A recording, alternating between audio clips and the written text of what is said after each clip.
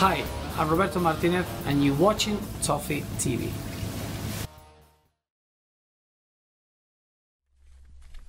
Welcome to Toffee TV with me, Ped, Baz, joined by Matt Jones. We're talking about Watford.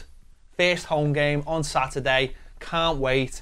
One of the problems with this game is a lot of people are taking this game very, well, they're just thinking it's going to be a walkover, I think. And I think that's a bit of a problem, isn't it? Because when you look at the fixtures that come up after this game, they are all absolute belters. You know, Southampton, Man City, Tottenham coming up, and not even after that. So a lot of people thinking this is going to be an easy 3 points, or almost demanding it's going to be 3 points, which could be a worry, could be a serious worry, pitchforks, that kind of thing I'm thinking of. Watford obviously come up from the Championship, but there's been a lot of ins and outs over the summer. A new manager's coming, Kiki Flores, I believe, used to be the manager of... Yeah, he used to be Atletico Madrid. Come on, Matt, you're the fact man. He's heralded for winning the Europa League with Atletico Madrid. I think it was in 2010.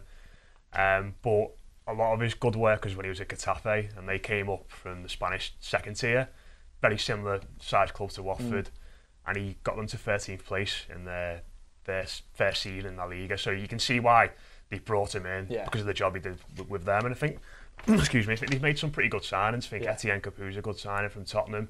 Barami, he's got Premier League experience when he was at West Ham. Well, they're almost bucking the trend, aren't they, a little bit? Because the last few years teams have come up and they've almost come up and thought, we're coming up, we're not going to throw loads of money at it. We're going to maybe go in, maybe back up a place. If we go down, so be it. We'll try and bounce straight back up again. But these are almost being like, we're going to throw everything at it and we're going to see if it sticks. But I think they've changed the parachute payments, haven't they? They've made them a less year as well to try and get rid of that kind of thing. So people do come in the Premier League and have a go. So it'll be interesting to see whether that happens, because it is a bit of a weird place, Watford. You know, new manager, the owner's a little bit out there as well. I think they own 3 clubs, so it could be a bit of an interesting one this season. They are trying to make sure they stay. You know, the parachute payment went from 64 million to 91 million, I think, for this season. So they're prepared to spend some money. That Gianpaolo Pozzo, he took over 3 years ago. His son Gino is now the owner, I believe. But what they've done is they do own 3. They own Udinese and they own Granada as well. And they have a scouting network, which basically does the 3 clubs. So they identify players from each one. But Watford, ironically, are going to have the biggest kitty to spend, which is unreal, because obviously the TV payments for Granada and the TV payments for Udinese are nowhere near what Watford's are. So they're trying to establish it now. I think he's built. I think Gino's moved to London now with his family, settled in there. They've just done, I think, 5 new training pitches for them, built an academy. So they're preparing for life as a Premier League club, and it is totally different than other teams have come up and, like you say, you know, they consolidate. You think of West Brom, who bounced up and down for a few years till they established themselves. This fella wants to get them up and established, and like Matt just said, they've made a couple of good signings. Vieira's back there full time now as well. So, you know, everything's set up for them. There's always a worry, isn't it, when you play a team that have been promoted first game of the season. It happened last season against Leicester.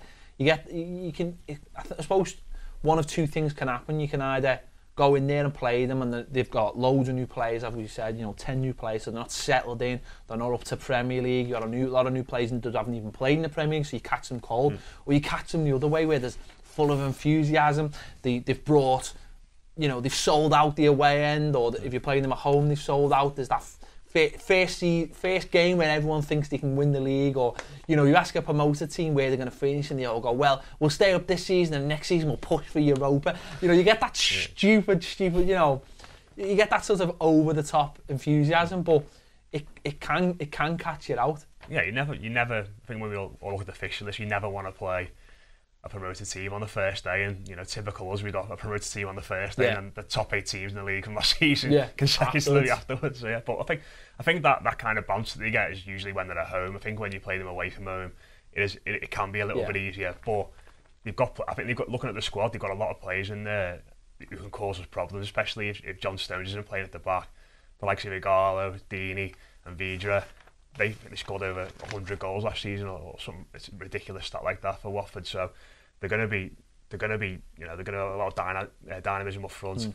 got a lot of goals in the team, and another thing as well, that they scored 22 goals last season from set pieces in the Championship, which is more than any other team scored. Oh, gee, don't say that. And if you Set pieces. If you look at the way we've been defending our set pieces in pre-season, that's something that we're going to have to really sharpen up on. And that's something that, Baz, you know, if a team comes up, they'll be thinking set pieces, guaranteed goals. If we can't get goals from other positions, set pieces or something. Set pieces, I always think it levels the playing field. No matter what league you play in. If you're playing cup games, that is always a leveler.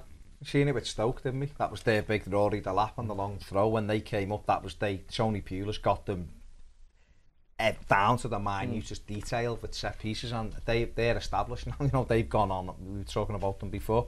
I think playing promoted teams at home, you know, you think back to Queen's Park Rangers. I'm still burned from Crystal Palace in 1997, Attilo Lombardo double on. Yeah, I remember that was horrendous. The Tony Thomas and the Slaven Bilic days. That still haunts me to this day, because when them fixtures come out, you see that promoted team and think, right, normal teams play the promoted team, beat them 5-0, everyone's happy. But if you're a promoted team, you look and you see Everton away, you're just thinking, oh, that'll be great, this, because listen, I can see you have those thoughts, and I was there yesterday when John Stones went off, and it just flashes in your mind, and I was sat there thinking, 20 minutes in on Saturday, mistake, Troy Deeney, we haven't got Stone, we go up goal behind.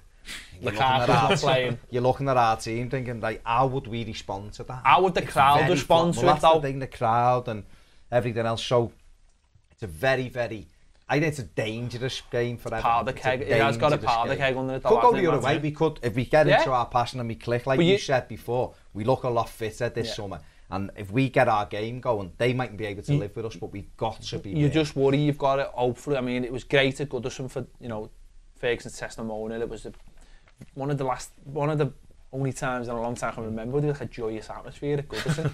You know, because it's been so heated, and you just worry that on Saturday, if it goes the wrong way or things aren't going the right way during the game, that fans are going to start kicking off again. Let's be clear. If it goes the other way and Everton play anywhere like they can, Watford won't live with Everton, and it can be 3 and 4-0 because Everton keep the ball. You want to make those promoted teams work. They're not technically as good as us.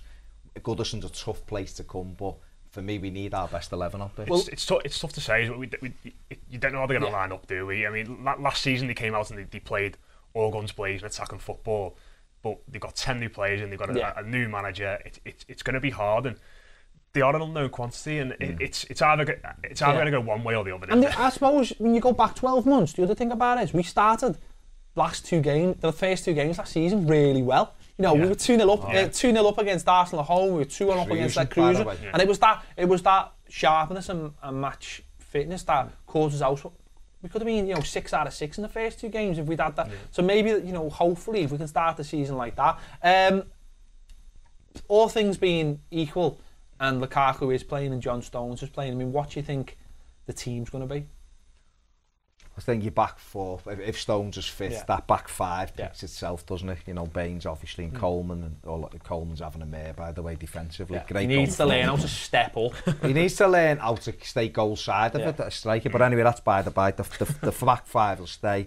I think Barry would play even if you had to electrocute him before he came on. I think that he might actually electrocute him. Him and McCarthy in the middle. I think I can see Cleverly playing out on the left. I can see Ross as the man at, you know, the tip of the 3 in midfield. Lukaku. It's out on the right, that's it, I think, for me, because obviously Morales rolled his ankle against Villarreal, so that shouldn't be too much of a problem. With Delafeu's not going to be ready. No, I think he'll be on the bench. So it could be, he could either go for Morales or he could go for Leon Osman out there, you know. Or Naismith. I think he'll go for Morales. I think he'll go for Morales personally. The worry personally is that he's going to play Barkley. I mean, throughout the pre-season he's played central for most of it, either deeper or off the striker, but the worrying thing for me on Sunday was that he brought him on.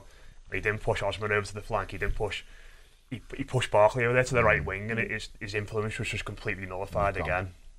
I think he'll start with Morales on the right, Barkley in the middle, and Cleverly on the left. I think that's the way to go. I think it's important to start first game of the season with a new player as well. I really think if you go into that game and again, you know, if you go into that and it's all the same old faces, I don't think the crowd.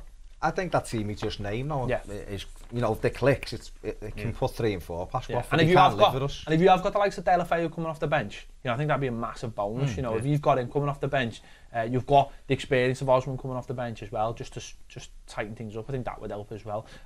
Tell us what you think in the comments below. Tell us what team you'd pick for the game against Watford on Saturday, first Premier League game of the season. Don't forget, follow us on Twitter at ToffeeTV1. Leave your comments on there for us as well. Subscribe, little button up there, should be anyway. Also visit the website, toffeetv.net. He's throwing them all in. Just get everything in. Throw it all in. Make sure you do all those things and just make sure you're watching all our videos. We'll be back soon.